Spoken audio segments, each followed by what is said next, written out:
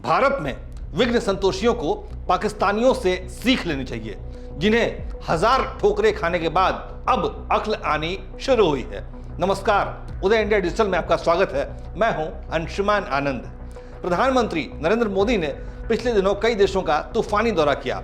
इस दौरान क्वाड बैठक के बीच में ही अमेरिकी राष्ट्रपति जो बिडेन मोदी से ऑटोग्राफ मांग बैठे और कह दिया कि अमेरिका में तो आप मुझसे भी ज्यादा पॉपुलर हो गए हैं।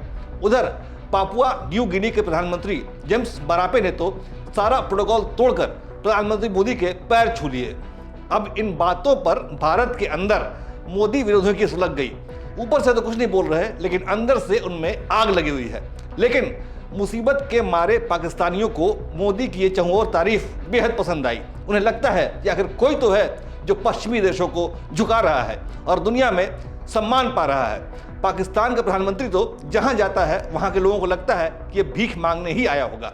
कल मैं ट्विटर पे देखी जब पीएम मोदी जी जो है वो पपुआ न्यू गिनी में लैंड करते हैं और वहाँ के जो प्राइम मिनिस्टर जो है वो जिस तरह आकर उनका वेलकम करते हैं, आगे से जो पीएम मोदी जी के जो एक्सप्रेशन थे उनके लिए भी मैं देखा था कि काफ़ी हैरानी वाली चीज़ थी कि शायद उन्होंने ये वेलकम इस तरह जो है वो एक्सपेक्ट नहीं था किया। बिल्कुल, क्योंकि नॉर्मली क्या होता है कि आप एक दूसरे के साथ हैंडशेक करते हो या फिर आप एक दूसरे नमस्ते करते हैं, हाँ, या गले मिल लेते हाँ। हैं। क्योंकि अगर हम लोग पास्ट में भी बात करें तो जहाँ तक मुझे याद है कि ब्राज़ील ने भी एक बहुत अच्छा जेस्चर दिया था जब उसने संजीवनी बूटी यानी कि हनुमान जी की पिक्चर और साथ हाँ। में पर्वत वो उस तरीके से एक ट्वीट की थी। बिल्कुल ट्वीट किया था। फिर उसके अलावा पैंडेमिक में जब आप सब लोग मतलब एक हैंडशेक करने से अवॉइड कर रहे थे, तो उस टाइम पर भी बहुत सारे वर्ल्ड लीडर्स ने, मैंने देखा था कि जब पीएम मोदी जी उनसे मिलते थे तो मतलब एक नमस्ते इस स्टाइल से एक दूसरे को ग्रीट किया जाता था। तो ये सारी चीज़ें तभी ही पॉसिबल होती हैं जब एक लीडरशिप या एक लीडर जो है उसका आपको इन्फ्लुएंस नजर आता है, उसका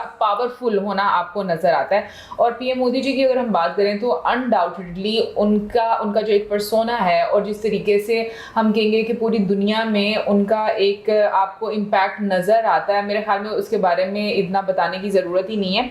ये थे पाकिस्तान के दो जर्नलिस्ट ईमान और मुअज्जम, जो इस बात से सरप्राइज थे कि आखिर कैसे मोदी दुनिया में जहां भी जाते हैं लोगों को अपना बना लेते हैं। और अब आपको सुनाते हैं पाकिस्तान की जनता का एक और रिएक्शन।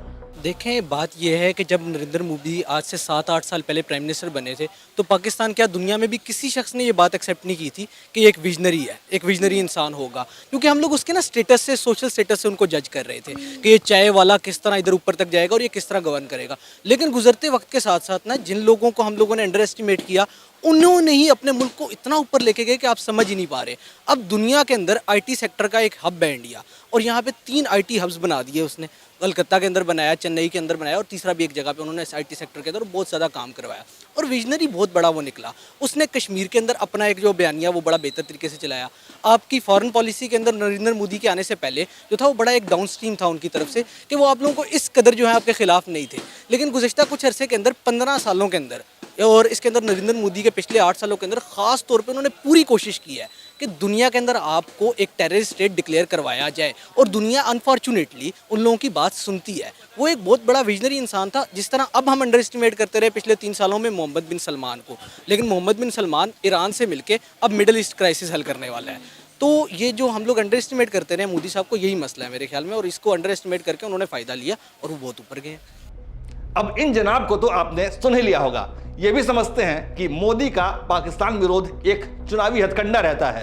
हालांकि ये सज्जन भारत की तरक्की से जलते तो दिखाई दे रहे हैं, लेकिन किसी भी तरह से वो मोदी के जादू से छूट नहीं पा रहे हैं। और अब सुनाते हैं पाकिस्तान में गद्दार के नाम से फेमस मोदी प्रेमी आबिद अली का रिएक्शन। आबिद पहले मोदी के घोर विरोधी थे, लेकिन उनकी नीतियों और भारत की तरक्की को देखकर अब मोदी के फैन हो गए हैं। आइए सुनते हैं कि आखिर क्या कह रहे हैं आबिद। मोदी साहब का आसमानों पे नाम लिखा जा रहा है। किसी मुल्क के वज़ीर आज़म जो हैं वो मोदी साहब के पाँव छू रहे हैं। अमेरिकन जो सदर हैं वो मोदी साहब को प्रोटोकॉल दे रहे हैं, और मोदी साहब को बॉस कहा जा रहा है। बिग बॉस जो होते हैं ना, उन्हें बॉस कहा जा रहा है। अब मैं सिर्फ आप लोगों से, पूरी अपनी ऑडियंस से, पूरे पाकिस्तान से आज ये पूछना चाहता हूँ कि ये गद्दार आपके सामने खड़ा हुआ है, इंडियन एजेंट वज़ीर आज़म मोदी, वो तो एक जहर है। वो तो इन लोगों के लिए एक समझ लो कि वो है कि हाँ, इन लोगों के लिए जहर है। मोदी का नाम भी जहर है। तो मैंने तो चौक में खड़े होकर ये नाम लिया था, क्योंकि मैं सच बोल रहा था मेरा कोई कुछ कर सकता तो करके दिखा दो। मुझे ये बताइए कि वो इंडिया का कश्मीर है, उसके साथ आपका लेना देना क्या है? मुझे ये बताइए कि आप कैसे कहोगे तो G20 की मीटिंग नहीं होगी, ये नहीं होगी। देखिए मैं आपको किस बेस पे कह रहा हूँ सर, कश्मीर बनेगा पाकिस्तान। मैं किस बेस पे पाकिस्तान बना रहा हूँ, किस बेस पे इंडिया बना रहा हूँ, वो देख लीजिए। फॉरेन मिनिस्टर जो बिलावल भुट्टो साहब हैं, कश्मीर में जाके रैली करने के बजाय मैं ये कहना चाहता हूँ कि उन्हें चाहिए था कि G20 के जो मेंबर इंडिया में आए हैं उन्हें इनवाइट करते। अगर हमने वाकई कश्मीरियों के लिए कुछ किया है तो हम कहते हैं कि भाई ये देखें आपने वहाँ का भी विजिट किया है, अब हमारे कश्मीर में भी आए, देखें हमने कितनी डेवलपमेंट किया, दूध का दूध पानी का पानी हो जाए। कभी भी नहीं दिखाएंगे। एक होती है छोटी सोच, बहुत ही छोटी सोच।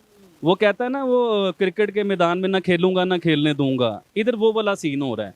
अब मुझे ये बताइए कि चाइना को क्या प्रॉब्लम थी, सऊदी अरेबिया को क्या प्रॉब्लम थी, तुर्की को क्या प्रॉब्लम थी? अब तुर्की के भी हालात अच्छे नहीं है, मतलब बहुत ऊपर नहीं जा रहे ये हर लोग। वीडियो में आबिद भाई मोदी साहब के लिए कोई ना कोई मैसेज के मैं मिलना चाहता हूँ, जफ्फी डालना चाहता हूँ। आज वो पूरी दुनिया का विजिट कर रहे हैं, कहीं आप किसी ऑस्ट्रेलिया में नहीं, जाके अभी मिल लें जो या है ना, मैसेज नहीं, नहीं, उम्मीद अभी- छोड़ दी है। उम्मीद भी नहीं छोड़ी। आई लव यू मोदी साहब, हमेशा कहूँगा। लेकिन अब जो मोदी साहब की मैं ज़्यादा करता था ना बातें, वो थोड़ी सी अब मैं कम, वो समझ रहे हैं मैं क्यों कर रहा हूँ, वो थोड़ी सी कम कर रहा हूँ। लेकिन वो दिल से मोहब्बत नहीं ख़त्म हो सकती, ना किसी का बाप मुझे डरा सकता है, कोई पैदा नहीं हुआ मुझे डराने वाला। तो ये थे पाकिस्तान से मोदी के सबसे बड़े फैन आबिद, जो मोदी के आगे खुद अपने देश के नेताओं को कुछ नहीं समझते। और अब आपको दिखाते हैं पाकिस्तानी पत्रकार शोएब चौधरी की प्रतिक्रिया, जिन्होंने हम भारतीयों के आगे एक सवाल रखा है। हम मूवीज देखते हैं इंडिया की, हम ड्रामे देखते हैं इंडिया के, तो ये एक रिस्पेक्ट का एलिमेंट, एक रिस्पेक्ट का गेस्चर होता है कि आप किसी बड़े के पांव छूते हैं, उनसे आशीर्वाद जिसे कहते हैं वो लिया जाता है। ये मैं जानता हूं इस चीज को, ये किसी का पांव छूने का मतलब बड़ा छोटा नहीं, एक रिस्पेक्ट देना है आई थिंक, तो अच्छी बात है। लेकिन जिस तरीके से कभी आप जाते हैं जापान में, वहां पे रेड कारपेट वेलकम किया जाता है, कभी आप जाते हैं पपुआ में, वहां पे आपको जो सा है पांव छुए जाते हैं। इंडिया वाले क्या फील करते हैं? डेफिनेटली देखें, किसी प्राइम मिनिस्टर, किसी भी कंट्री के प्राइम मिनिस्टर को इतनी रिस्पेक्ट मिलना, इसका मतलब है उस कंट्री को रिस्पेक्ट दी जा रही है। तो क्या कहना चाहेंगे, इंडिया वाले क्या फील करते हैं? तो दीजिए जवाब शोएब चौधरी के सवाल का।